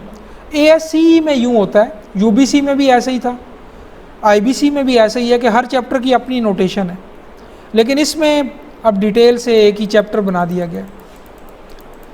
बाकी भी इवन अब जो ASCE 7 का नया वर्जन आया उसमें भी एक अलग चैप्टर बना दिया गया। सो उसके बाद फिर हम जाएंगे स्ट्रक्चरल सिस्टम रिक्वायरमेंट्स पे। ये अब डेफिनेशंस चल रही हैं, वही चैप्टर 2 चल रहा है अभी। फिर रेफरेंस डॉक्यूमेंट्स का एक चैप्टर आएगा, ये चैप्टर 3 है। इसमें वो लिस्ट अवेलेबल है ACI की बाकी कमेटियाँ जो हैं जिधर जिधर भी उनको रेफ़र करना पड़ रहा है, ये पूरी लिस्ट अवेलेबल है। ये बस 1 पेज का चैप्टर है। उसके बाद ये नहीं बल्कि ये भी वही चल रहा है, कुछ पेजेस का ये है। उसके बाद स्ट्रक्चरल सिस्टम रिक्वायरमेंट्स चैप्टर 4 है। ठीक है, इसमें basic structural system, load paths में कौन कौन से कंपोनेंट शामिल हैं, ये चीज़ें। सो आप देखें इधर एक लाइन है सिर्फ और दूसरी तरफ उसका पूरा डिटेल्ड एक्सप्लेनेशन है। सो ये पहले 5 चैप्टर तो बड़ी बेसिक आपकी चीज़ें पूरी करेंगे। देखें अभी तक कोई फार्मूले नहीं आए, कोई कुछ डिटेल प्रोविजंस उस तरह की नहीं आई। सो ये बेसिक कॉन्सेप्ट्स क्लियर कर रहे हैं आपके ये वाले पहले 5 चैप्टर। उसके बाद जो पार्ट 2 स्टार्ट हो रहा है जिसमें लोड्स का एक चैप्टर है और फिर एनालिसिस का एक चैप्टर है। तो आपको इस पार्ट की बड़ी ज़रूरत पड़ेगी बार बार एक प्राइमरी चीज़ के लिए, और वो है लोड कॉम्बिनेशंस। सो चैप्टर 5 में अगर बाद में मैं ना भी कभी बता सकूं तो आपको ये वाला टेबल बार बार इस्तेमाल करना होगा, और ये है लोड कॉम्बिनेशंस, ठीक है। और ये हैं required strength U shall be at least equal to effects of factor load in this table with exceptions and additions in this through this। so बड़ी डिटेल्ड लिस्ट है एक्सेप्शंस की, वो आपने लाजमी देखनी है। सो ये कुछ प्राइमरी कॉम्बिनेशन है, और जाहिर है कि ये मल्टीप्लाई हो जाएंगे, क्योंकि लेट से देखें जिधर भी अर्थक्वेक आ रहा है E, तो वो दोनों डायरेक्शन में है ना, एक दफ़ा प्लस E होगा, एक दफ़ा माइनस E होगा। विंड भी जिधर आ रहा है, लेट से W जिधर आ रहा है, एक दफ़ा प्लस W होगा, एक दफ़ा माइनस W होगा। तो ये जो आपको 6-7 नज़र आ रहे हैं, असल में ये मल्टीप्लाई होंगे बाद में, ये यानी बढ़ जाएंगे, एक दफ़ा प्लस के साथ, एक दफ़ा माइनस के साथ, फिर एक दफ़ा x डायरेक्शन में, एक दफ़ा y डायरेक्शन में। तो ये जो E है यहाँ पे E, अब ये तो नहीं बताया गया कि ये x बिल्डिंग के x डायरेक्शन में लगे या y में लगे, अर्थक्वेक तो दोनों तरफ से आप लगाते हैं। तो एक दफ़ा ये EX होगा, एक दफ़ा EY होगा, तो ये फिर ये 1-2 में बदलेगा, 2-4 में बदल जाएंगे, एक प्लस के साथ EX, प्लस के साथ EY, माइनस के साथ EX, माइनस के साथ EY। तो असल में ये प्राइमरी कॉम्बिनेशंस हैं। जब आप इनको सॉफ्टवेयर में ऐड करेंगे तो इनके जितने भी फर्दर आगे से बनते जा रहे हैं डायरेक्शंस के हिसाब से, प्लस माइनस के हिसाब से, वो सारे ऐड करेंगे। सो ये A से लेके G तक ये प्राइमरी कॉम्बिनेशंस हैं। अब ये देखें कमेंट्री बहुत ज़्यादा है तो उन्होंने यहाँ पे गैप दे दिया, अगली प्रोविजन यहाँ से स्टार्ट हुई है। अब ये सारी एक्सेप्शंस हैं, किन किन केसेस में लेंथ ये लाइव लोड को मॉडिफाई करना है, यूँ नहीं लगेगा, यूँ लगेगा, फ़लाँ फैक्टर ये बन जाएगा अगर ये केस बन जाए। तो ये अप टू 13 सारी एक्सेप्शंस हैं। सो ये एक प्राइमरी सेक्शन है जो आप बार बार यूज़ करेंगे लोड कॉम्बिनेशंस का।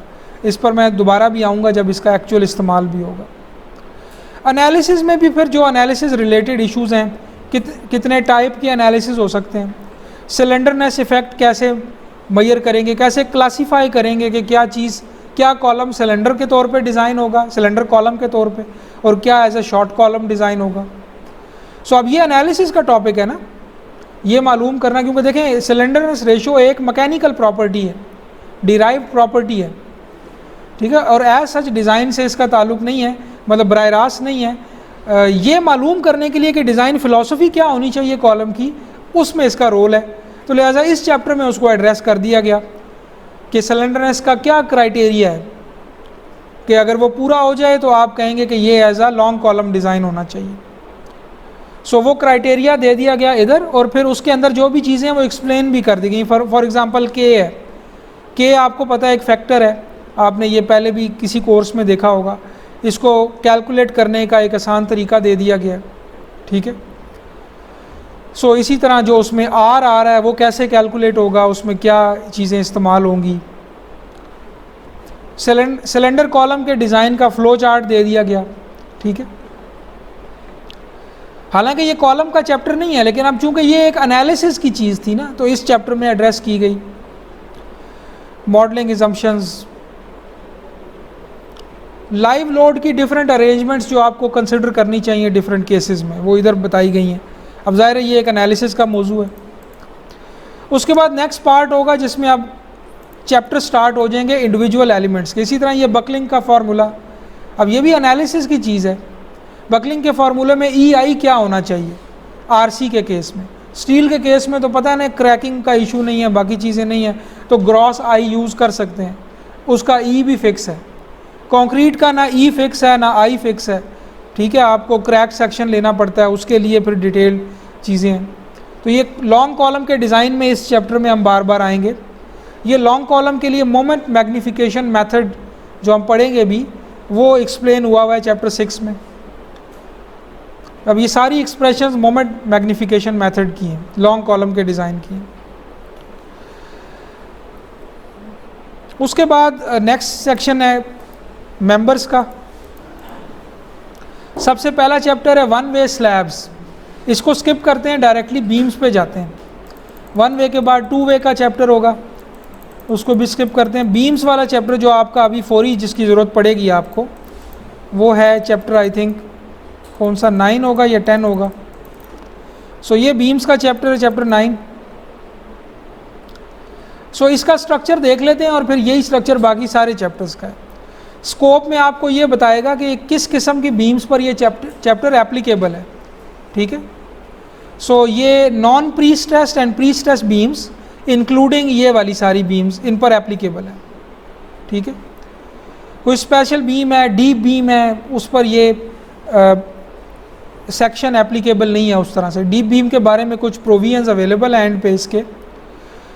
जनरल बातें, यानी ये चैप्टर जो बाकी चैप्टर्स को रेफ़र कर रहा है, चैप्टर 19 को रेफ़र कर रहा होगा। कंक्रीट की स्पेसिफिकेशन जो बीम में यूज़ होनी है वो चैप्टर 19 को कंप्लाई होनी चाहिए।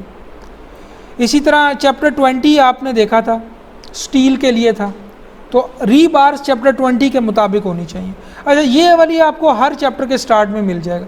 कॉलम का भी यही है कि कंक्रीट चैप्टर 19 के और जो स्टील है वो चैप्टर 20 के मुताबिक होना चाहिए।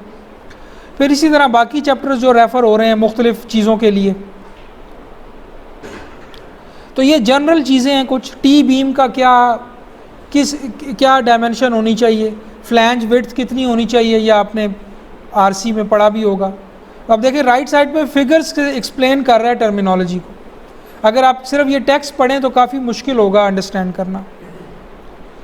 अब डिज़ाइन लिमिट्स जो मेन चीज़ है, ठीक है, लिमिट्स जितनी भी हैं, चाहे वो डायमेंशंस के ऊपर हैं या बाकी चीज़ों पर हैं, वो यहाँ आ जाएंगी। मसलन minimum H non pre stressed beams का डिपेंडिंग अपॉन सपोर्ट कंडीशंस वो इतना होना चाहिए, ठीक है। L/16, L/ दिस, ये अब ये डिज़ाइन रिक्वायरमेंट है, ये मिनिमम डेप्थ है। यानी स्ट्रेंथ की रिक्वायरमेंट अगर इस डेप्थ से कम भी हो तो भी आप इतनी ज़रूर देंगे, ठीक है। और इसी तरह FY कितना हो सकता है मिनिमम, बाकी चीज़ें कितनी हो सकती हैं, कवर कितना हो सकता है। डिफ्लेक्शन लिमिट्स का टेबल इसमें होगा या रेफ़र किया होगा कहीं पे। रिक्वायर्ड स्ट्रेंथ, फैक्टर्ड मोमेंट क्या होगा, कहाँ से आएगा, फैक्टर्ड शियर VU कहाँ से आएगा, VU को वो कहाँ पे लेना है, क्रिटिकल शियर। इसी तरह अब ये वो देखें राइट साइड पे फिगर से एक्सप्लेन किया हुआ है VU और MU को। फैक्टर्ड टॉर्शन यानी TU ये कहाँ से आएगा, किस जगह पे ये लेना है आपने वैल्यू। डिज़ाइन स्ट्रेंथ, तो ये वो 4 डिज़ाइन इक्वेशंस हैं जो हर एलिमेंट में आएंगी बार बार, ठीक है। सो ये आपने इंश्योर करना है, यानी डिज़ाइन का ये बेसिक वो है। फ़ी जो है वो इसमें चैप्टर 21 से आएगा। सारे के सारे स्ट्रेंथ रिडक्शन फैक्टर हर एलिमेंट के, क्योंकि ये एलिमेंट वाइज भी होते हैं और एक्शन वाइज होते हैं मेनली, तो इन्होंने एक जगह इकट्ठे कर दिए चैप्टर 21 में, ठीक है। सो फ़ी अब आपको कोड के दरमियान में नहीं मिलेगा कि कॉलम के लिए ये है, बीम के लिए ये है, वो आपको एक ही कंसोलिडेटेड जगह पे चैप्टर 21 में मिलेगा। तो ये प्राइमरी आपकी डिज़ाइन इक्वेशन है, और ये कौन सी इक्वेशन है, ये USD की इक्वेशन है, अल्टीमेट स्ट्रेंथ डिज़ाइन की इक्वेशन है। और अगर आप इसको ज़रा स्पेसिफिक करके लिख लें चारों एक्शंस के लिए तो वो ये है। फ़ी आपको चैप्टर 21 से मिलेगा। फिर अगर एक्सियल लोड, आपकी एक्सियल लोड कैरिंग कैपेसिटी का 10% से कम है तो फिर तो ये एज अ बीम डिज़ाइन होनी चाहिए, एक्सियल लोड को डिज़ाइन में कंसिडर नहीं करेंगे। अगर एक्सियल लोड, इस क्रॉस सेक्शन की एक्सियल लोड कैरिंग कैपेसिटी यानी AG into FC prime, AG into FC prime क्या बनता है, वो मैक्सिमम लोड जो बर्दाश्त हो सकता है एक्सियली।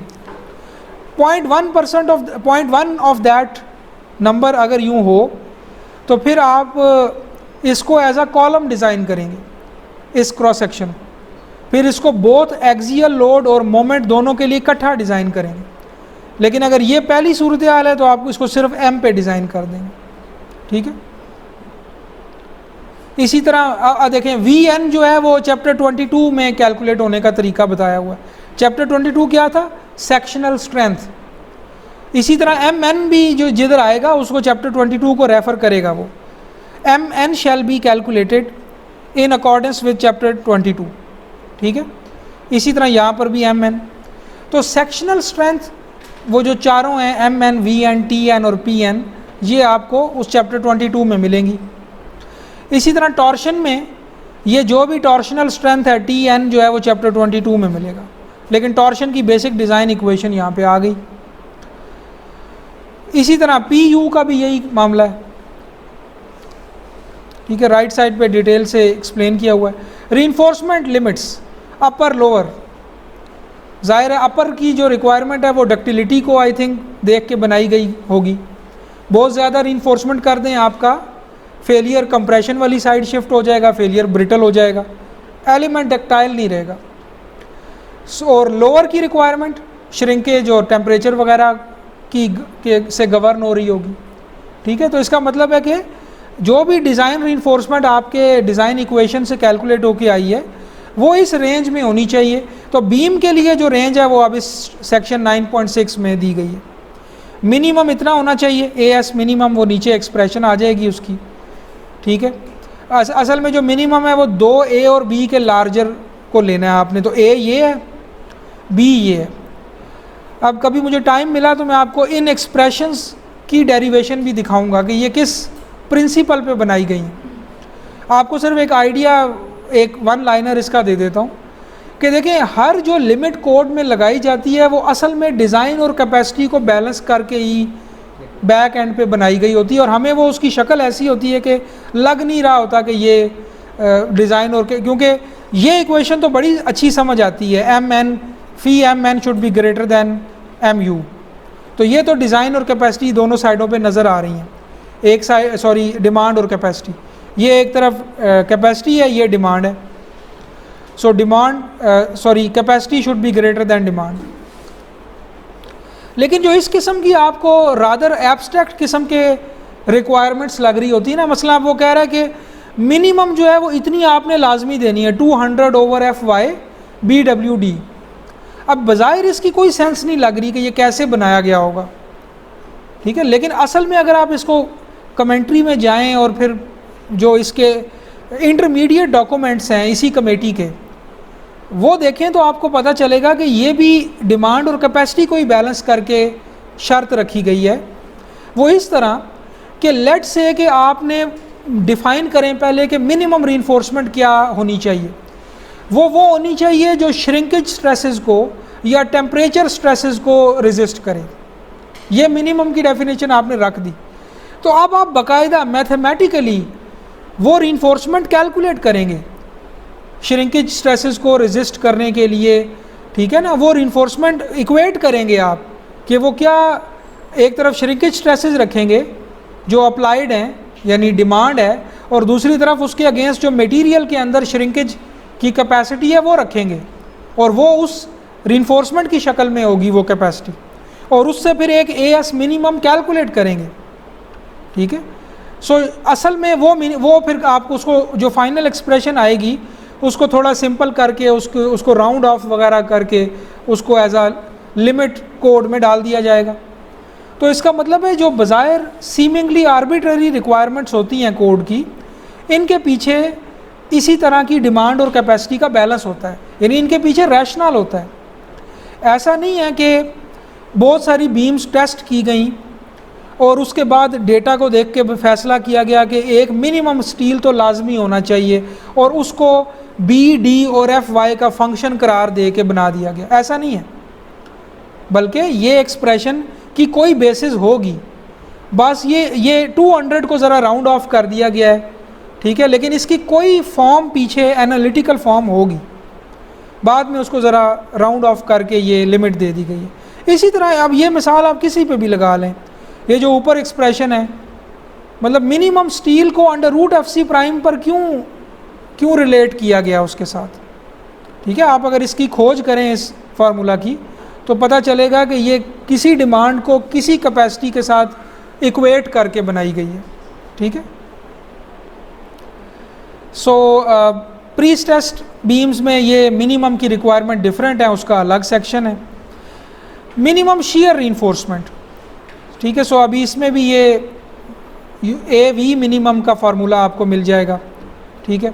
जिधर वो 3-4 क्राइटेरिया होते हैं वहाँ वो टेबल की फॉर्म बना देते हैं। तो अब यहाँ पर ये A V minimum is not required if this thing happens, और अगर फिर उसकी जो भी बाकी चीज़ें हैं, ये रिक्वायर्ड ए वी मिनिमम है। ये तो आपने यूज़ भी किया होगा कि मिनिमम शेयर स्टील इतनी लाजमी देनी है, वो प्री स्ट्रेस और नॉन प्री स्ट्रेस के लिए डिफरेंट है, ठीक है। और फिर उसमें भी एक के अंदर जाके further greater of these two, ठीक है। तो वो पैरामीटर वही हैं जो इजीली अंडरस्टैंडेबल है, एफ सी प्राइम है, बी है, एफ वाई है। मिनिमम टॉर्शनल रीइंफोर्समेंट, ठीक है। टॉर्शनल स्टील जो है वो लॉन्गिट्यूडनल स्टील भी होती है और शेयर स्टील भी होती है। यानी देखें, अगर मैं पूछूं अभी आपसे कि लॉन्गिट्यूडनल स्टील या सॉरी इस तरह कहना चाहिए, मोमेंट के अगेंस्ट जो स्टील होती है वो किस डायरेक्शन में होती है? लॉन्गिट्यूडनल एक्सिस में, ठीक है।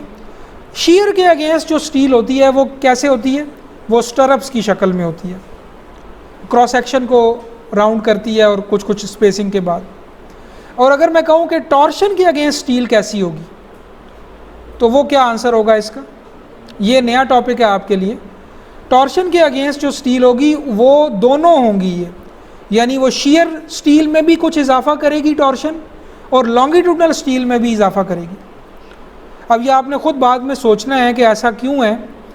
जाहिर है कि एक टॉर्शन का चैप्टर भी आएगा, एक एग्जांपल भी करेंगे हम, लेकिन ख़ुद से अभी आप सोचें ना कि शेयर को रेजिस्ट करने के लिए जैसी स्टील चाहिए, मोमेंट को करने के लिए जैसी स्टील चाहिए, टॉर्शन के केस में ऐसा क्यों है कि दोनों टाइप की स्टील थोड़ी थोड़ी चाहिए होती है।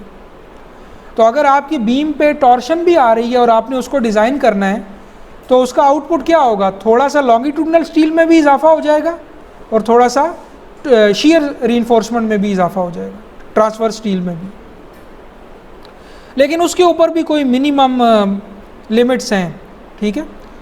अच्छा, अब टॉर्शन के अंदर जो मिनिमम रीइंफोर्समेंट है ना, उसको शेयर स्टील के साथ मिला के टोटल के ऊपर मिनिमम का क्राइटेरिया लगाया गया।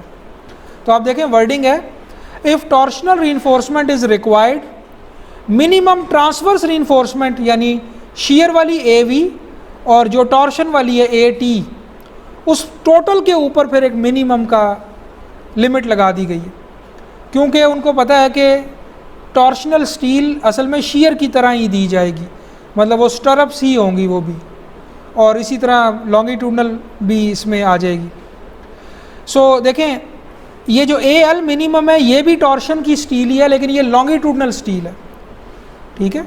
तो अगर मैं कहूँ कि टॉर्शनल स्टील जो है वो दोनों है, वो ए लॉन्गिट्यूडनल भी है और ए ट्रांसवर्स भी है, ठीक है। सो ए लॉन्गिट्यूडनल के लिए अलग मिनिमम का क्राइटेरिया है और ए ट्रांसवर्स के लिए अलग मिनिमम का क्राइटेरिया। फिर एंड पे डिटेलिंग के कुछ चीज़ें हैं, डिटेलिंग की रिक्वायरमेंट्स हैं, ये लाजमी पूरी करनी है आपने। सो स्किन रीइंफोर्समेंट कैसी है, उसकी बाकी जो रिक्वायरमेंट्स हैं। नॉन प्री स्ट्रेस के लिए कट ऑफ का गाइडलाइंस है, अब ये डिटेलिंग की चीज़ें हैं। और टर्मिनेशन कैसे करनी है, जैसे मैंने बताया फिगर से राइट हैंड साइड पे समझाया गया है। डेवलपमेंट लेंथ लाजमी मिनिमम कितनी होनी चाहिए, कहाँ किस किस सेक्शन के ऊपर।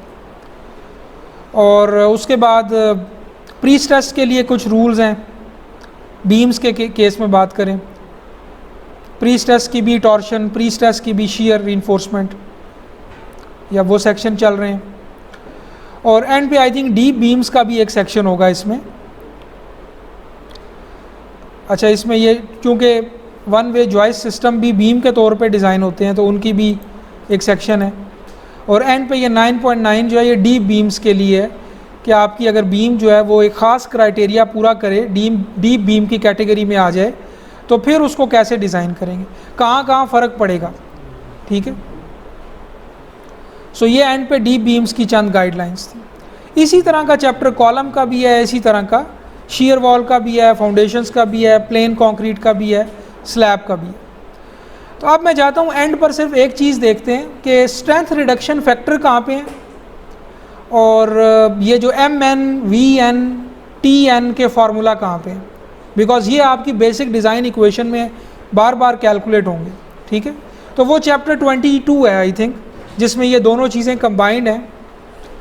तो चैप्टर 22 में डायरेक्टली चले जाते हैं। सो ये है सेक्शनल स्ट्रेंथ चैप्टर 22, और उसमें फ्लेक्चर के लिए फ्लेक्चर से लेके जितनी भी टाइप के एक्शंस हैं उनके अगेंस्ट सेक्शनल स्ट्रेंथ के सेक्शन बने हुए हैं।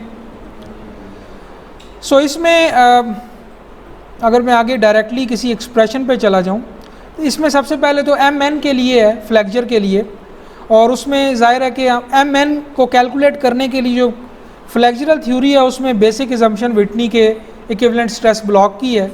तो वो विटनी के जो पैरामीटर्स हैं A और β1 वगैरह, उसके टेबल आपको यहाँ पे मिल जाएंगे। ये β1 का फार्मूला इससे वाकिफ़ होंगे आप already.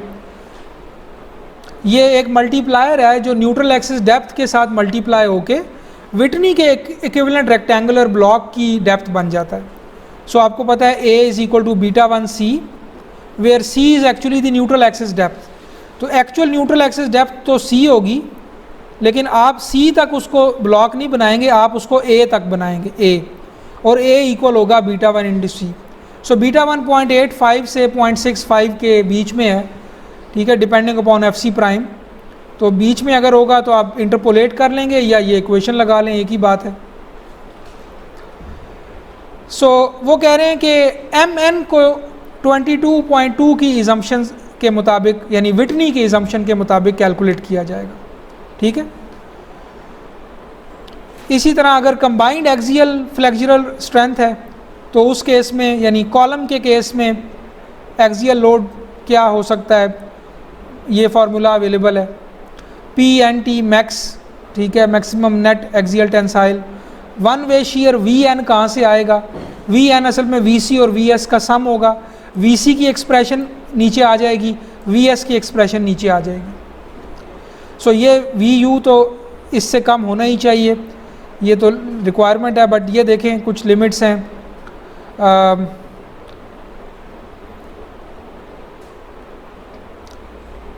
VC for non pre stressed, तो ये VC की इक्वेशन है।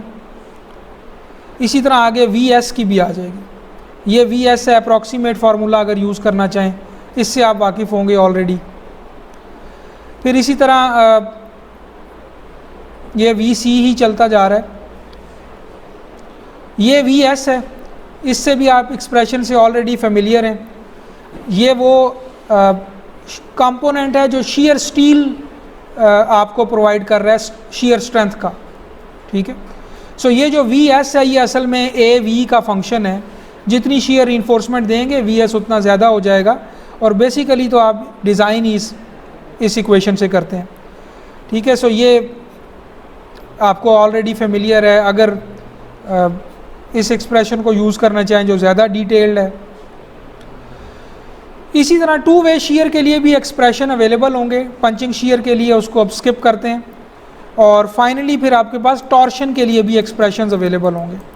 जब बीम्स का टॉर्शन डिज़ाइन करेंगे तो उसमें वो 2-3 एक्सप्रेशंस मैं आपको दिखाता हूँ जो बार बार यूज़ करेंगे, जो टॉर्शनल स्ट्रेंथ कैलकुलेट करने के लिए यूज़ होंगे। सो ये आपके पास टॉर्शनल स्ट्रेंथ का सेक्शन 22.7 है, और इसमें